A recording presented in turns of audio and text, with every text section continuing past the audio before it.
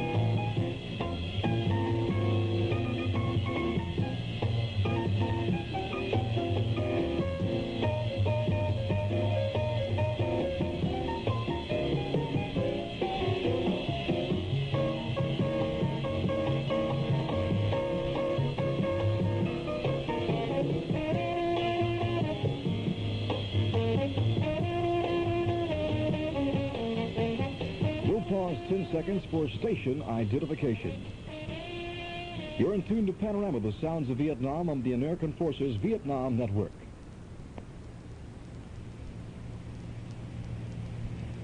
From Saigon, ladies and gentlemen, the beat goes on. In the year 2525, if man is still alive, if woman can survive, they may find.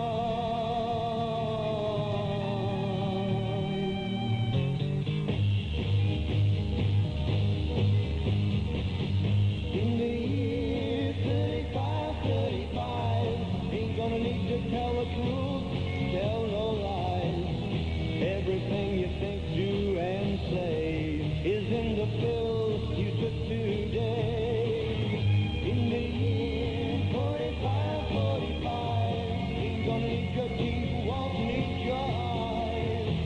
You won't find a thing to choose. Nobody's gonna look at you.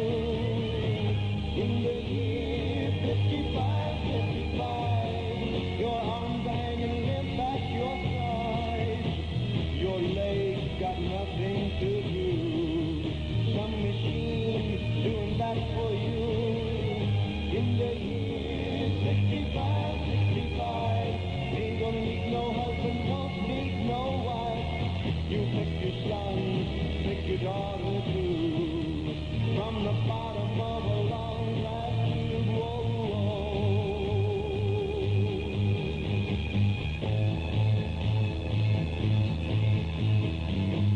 in the year 3510, if God's coming, he ought to make it by then.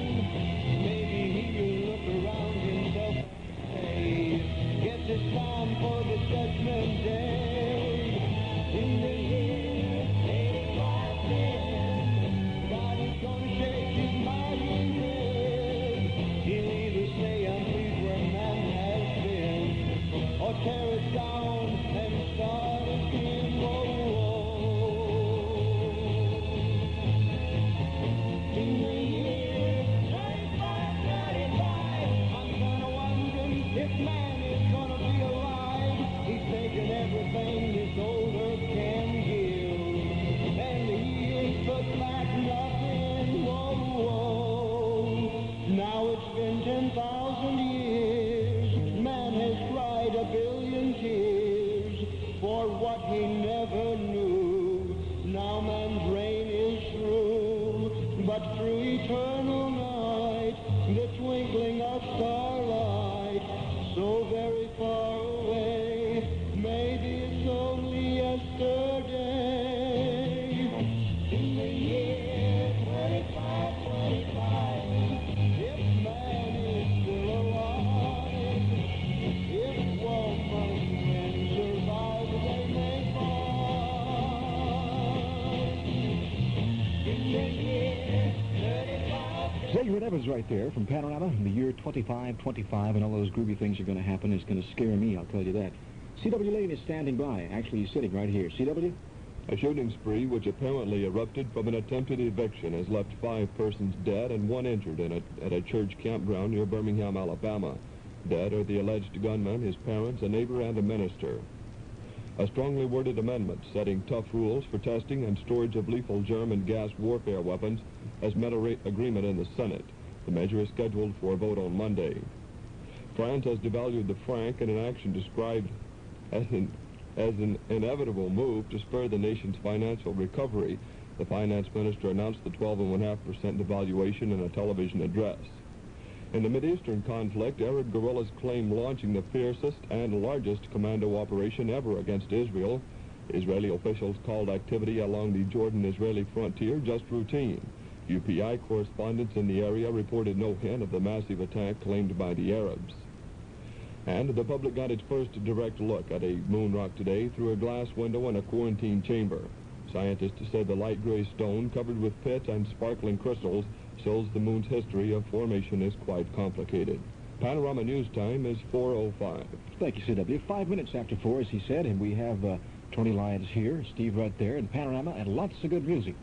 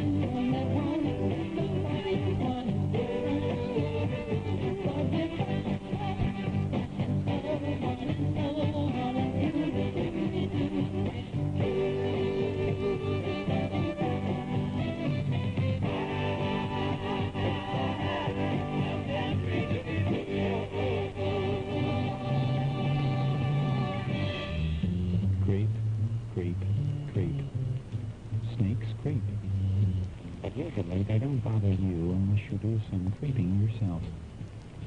To get bitten by a snake, all you have to do is sneak up on one and try to grab it. Unfortunately, the snake is sometimes faster than the hand. If you do get bitten, kill the snake if possible and bring it with you to the nearest medic or doctor. The dead snake will help him to determine what kind of serum to give you. The best advice, however, is not to get bitten in the first place.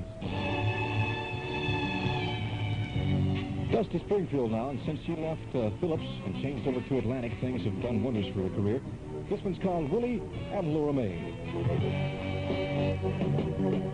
Willie and Laura May Jones, well, neighbors a long time back. They live right down the road from us in a shack just like our shack. The people would come in together, and we learned to count on each other. When you live off the land, you don't have the time to think about another man's color. The cat was high, the corn was blowing fine. Well, there was another place in another town. Sit out on the front porch in the evening when the sun went down. Willie was playing, the kids were singing, everybody would mess around.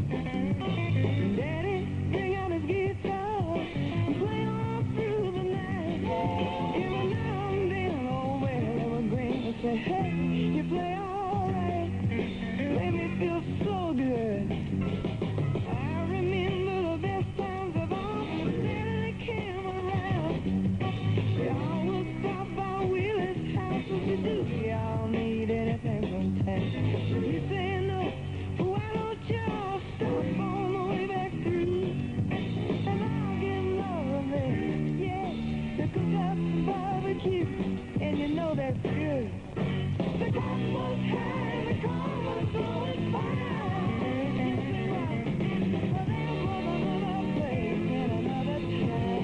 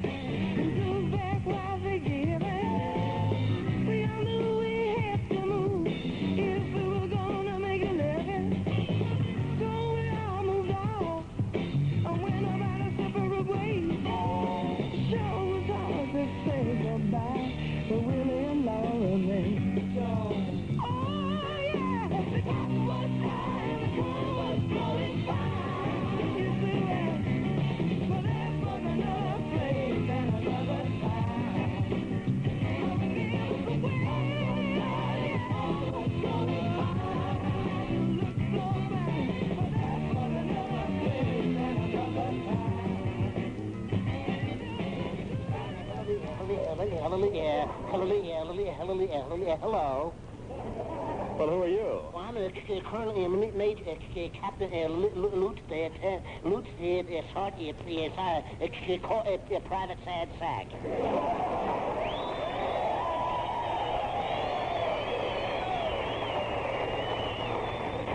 Well, Sack, you got here just in time. I'm looking for an expert cameraman. Oh, an expert cameraman. I'm a wizard at photography. See, I specialize in double exposure. I've got the finest equipment. Tinting is my strong point. What's the camera? Sack, you must be kidding. Oh, sure, I'm kidding. Here's a picture I took at camp yesterday. Well, let's see. Who's this soldier on the left? No, he's my best friend. He's my bud. He's my bosom some crummy corporal. Well, Sack, this picture didn't seem to come out so well. Did you develop it in a dark room? Oh, I never use a dark room. You don't use a dark room? No, I just blindfold myself. Well, the assignment I have in mind calls you for a real professional touch. Oh, then I wouldn't do it all. I'm not a professor. You see, I'm just an amateur. The job is to take Dorothy Lamour's picture. I haven't taken any real good. I've forgotten a lot of the fine point. Dorothy Lamour. Did somebody mention my name? No, nobody mentioned you. You keep your 2 cents out of the. It's Dorothy Lamour. Of course it's Dorothy Lamour. Dorothy, you know this fella, don't you? Why, hello, Bing. What are you doing here? Oh, this isn't Crosby, Dottie. This is the other sad sack.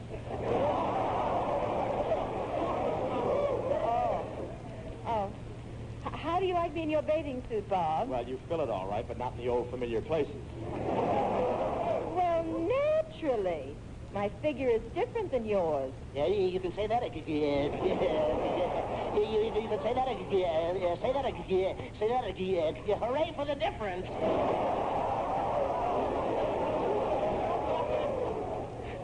Well, just take the picture, Sack. How do you want Dottie and I to pose? Well, you can put your arm around her. And now, Dottie, you put your arm around him. Like this, Sacky? Yeah. And now, If that's Morse code you're sending, it's sensible. Quiet. Now, lift your face to Bob's, Dottie. Like this, Sacky? Oh, Dottie. Now what do you want me to do, Sack? Brother, if you don't know, let's trade places. Oh, we thought you'd get a kick out of that. That's another one of the old radio shows we found here on the station. That was Mel Blanc, the voice of Bugs Bunny, along with, of course, Bob Hope. And as near as we can figure out, it was recorded probably on the Armed Forces Network sometime during the Second World War. Andre Previn now with a... Didn't leave much to Ma and me, just this old guitar and an empty bottle of booze.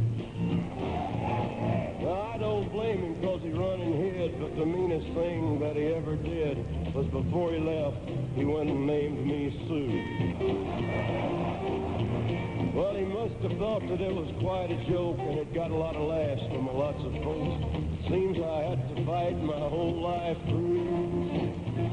Some gal would giggle and I'd get red, and some guy'd laugh and I'd bust his head. I'll tell you, life ain't easy for a boy named Sue. Well, I grew up quick and I grew up mean. My fist got hard, my wits got keen. Roamed from town to town to hide my shame. But I made me a vow to the moon and stars, I'd search the honky-tonks and bars and kill that man that gave me that awful name. Well, it was Gatlinburg in mid-July, and I'd just hit town and my throat was dry. I thought I'd stop and have myself a brew. At an old saloon on a street of mud, there at a table, dealing stud, sat the dirty mangy dog that named me Sue. Well, I knew that snake was my own sweet dad from a worn-out picture that my mother'd had, and I knew that scar on his cheek and his evil eye. He was big and bent and gray and old, and I looked at him and my blood ran cold. I said, "My name is Sue. How do you do? Are you gonna die?" Yeah, that's what I told him. Well, I hit him hard right between the eyes. He went down, but to my surprise, he come up with a knife and cut off a piece of my ear. But I busted a chair right across his teeth, and we crashed through the wall and into the street, kicking and gouging in the mud and the blood and the beer. I tell you, I fought tougher men, but I really can't remember when. He kicked like a mule and a bit like a crocodile. I heard him laugh, and when I heard him cuss, he went for his gun to pull mine first and stood there looking at me, and I saw him smile. And he said, "Son, this world is rough, and if a man's gonna make it, he's gotta be tough.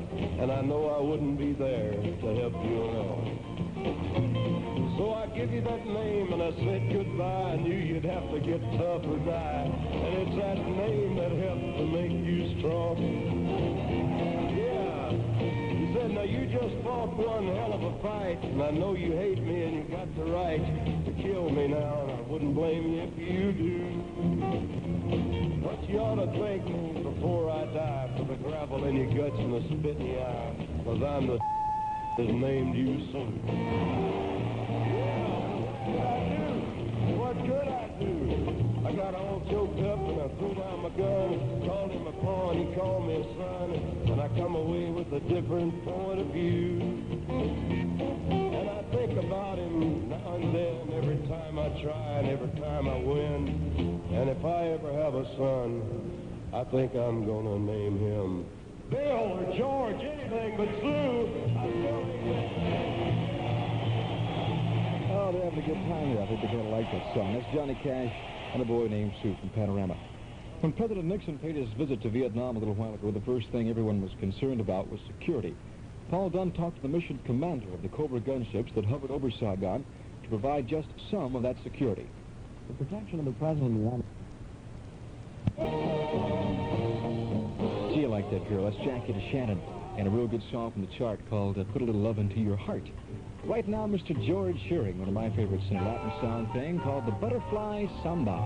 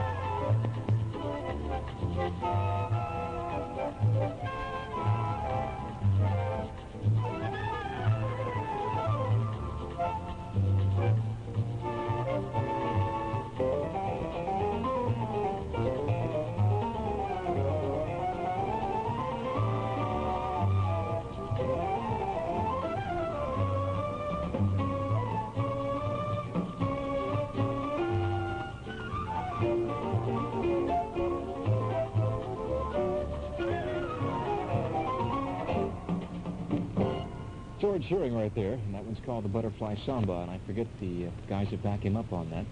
Can you find out there, Steve, for us? It's a Latin bunch. I'm not really sure who it is. I think they play with Antonio. It just says with woodwinds and Brazilian rhythm, so there's no... Well, we'll never know now, see? I'll go around all week. How about that, gang? Yeah, you're in the dark. Greg Ray's with us again now on What's New in Australia. Greg, what do you have for us? I've got a bit of a billboard prepared for what's going on, especially for the chaps who are going on R&R. PJ Proby, who's a big hit maker a year or so ago, is on at Checkers, and this is one of Sydney's biggest and most popular theatre restaurants. Ray Stevens, Guitar Sam fame, and what's the other one? Lolcow Jones. That's right. Yeah, he's on at the Silver Spade Room in the Chevron Hilton Hotel. They are pretty big places, and you can go in there and have your 5-course, 3-course meal, whatever you like, and sit down and enjoy the entertainment. In most of these places in Sydney, well, in some of them anyway, you don't have to pay a minimum price, as is set in some of these restaurants. But a lot of discotheques and things back in the States, it's just a band or entertainment, and that's it. For the most part, it's not real big. A nightclub probably wouldn't serve food. Steve, talking about discotheques, this brings up a point that I was reading about the other day. They were saying that discotheques in the United States were on the way out, and in fact that the old jukebox era had sort of taken over or come back in from the disco, which had sort of taken over from it. Well, I think the discotheque per se, in other words, the place that plays records, might be on the way out, probably because of the fact that there are a lot more groups now. A lot of groups have become popular, and there's an abundance of musicians and things like that. And a lot of these places that used to just play records and tapes and things like that and had no live entertainment can now afford to have live entertainment. I see. The discotheques in Australia, of course, Steve, are still going pretty well. People over there are wondering what's going to happen with the new trend of discotheques sort of going out of fashion. Whether Australia will follow up with the United States. There are a lot of bands getting around in Australia. Right, we talked about that the other day as far as just small groups starting to work their way up and becoming popular on a local.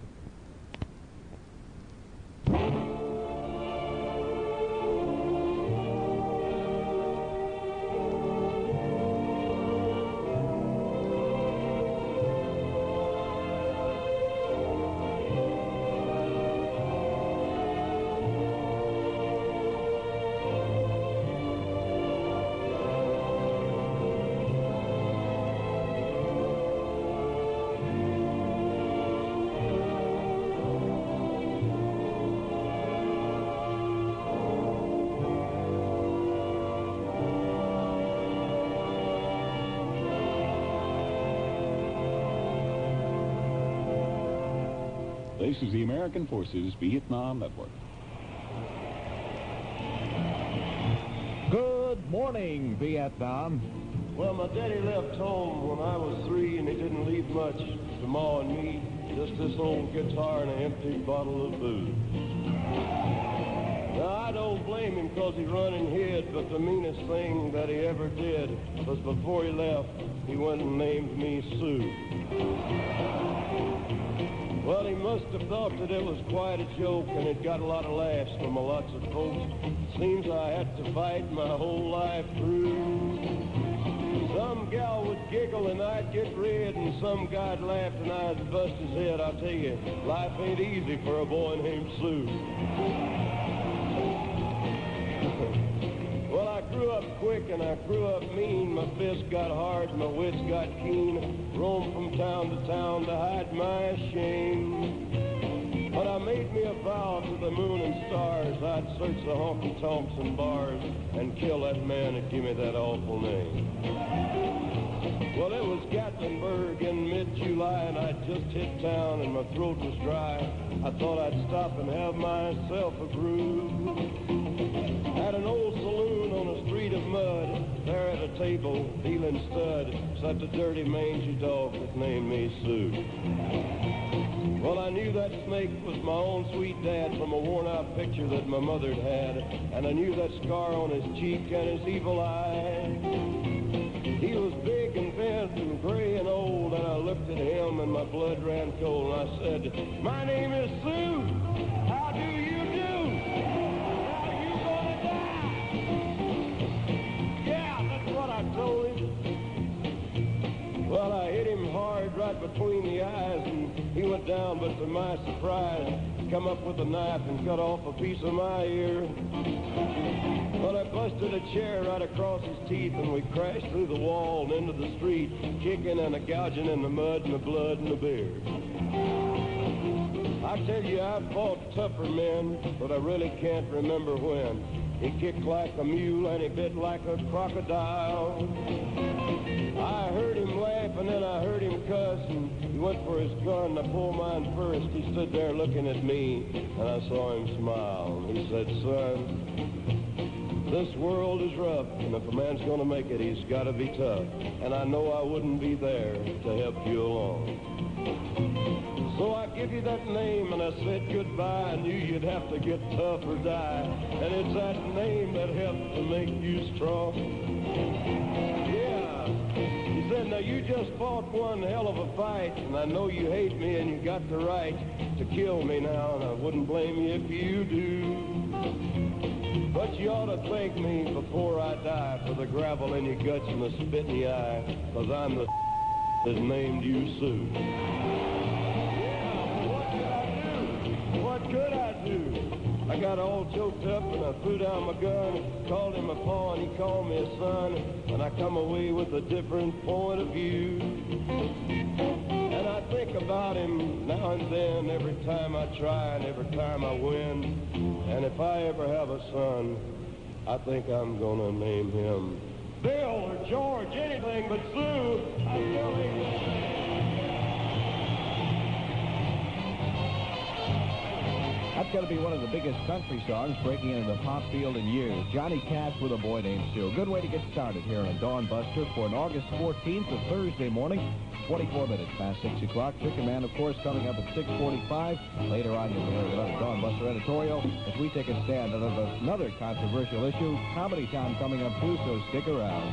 Hare Krishna, Hare Krishna, Krishna Krishna, Hare Hare, Hare Rama, Hare Rama, Rama Rama, Hare Hare, Hare Krishna, Hare Krishna,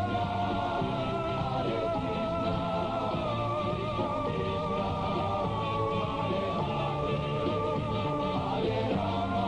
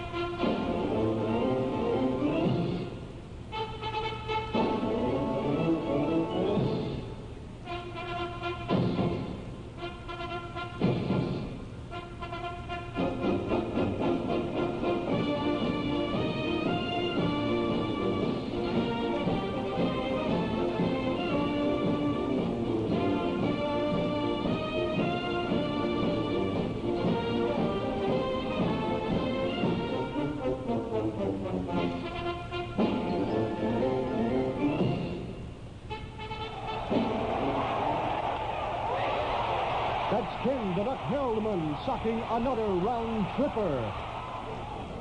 And this is Kurt Cloudy in the locker room after the game. Ken? Just call me the Duck. Okay, the Duck. I'll bet all the ladies wonder how you get such a clean, close shave. Yes, they do, Kurt. And what do you tell them? Well, I tell them that when sending postage-free mail to foreign countries, do not write the word free in the upper right-hand corner. Just leave it blank. Your military post office will place the correct entry on your letter, and you must include your complete return address to qualify for this service. But keep writing the word free on the letters to the United States. So take it from Ken the Duck Heldman. Buy some today. I know you're all excited about it, but wait till after the show anyway. It's 6:30 on a Thursday morning. You know, the United States Army Recruiting Command needs talented men and women for assignment as Army recruiters. You're in E5, 6, or 7, and if you're confident in your ability to meet the public, see your career counselor for complete information. Army Regulation 601-275. I'll say it again, 601-275. Remember that, friends. Spells out the way to apply and the qualifications. There are openings in cities across the country and maybe even in your own hometown. Now, for short-timers, there are recruiting selection teams at Oakland Army Terminal or Fort Lewis, Washington. Find your future in Army recruiting. Make your decision now. You're in every morning. AFVN, where you start your day.